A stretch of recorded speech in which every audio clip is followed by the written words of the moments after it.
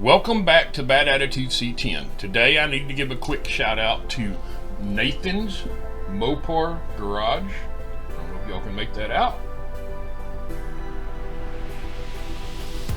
We did a decal slash sticker swap.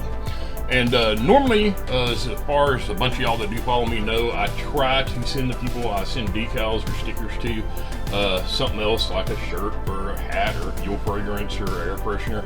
Something to make it a little more personal than just doing a sticker swap.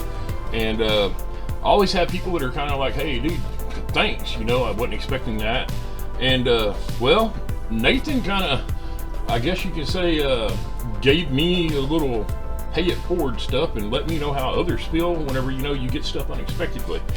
So Nathan took it upon himself. Now I did go buy the frame, and nothing against him, but he did the work and found a magazine ad. I'm trying to get this thing without a glare, and it's not working too good.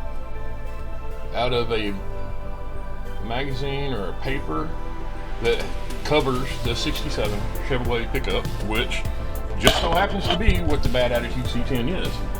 So Nathan, I know you might not think it means a lot, but dude, something like that, it just lets me know there's other people out there that are givers, and all us gearheads appreciate anything car related. So again, it's Nathan's Mopar Garage. You can see his page right here, and there's a link to it right there.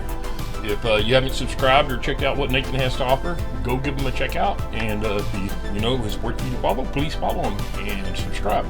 Again, Nathan, thank you very much. As always, please like and subscribe.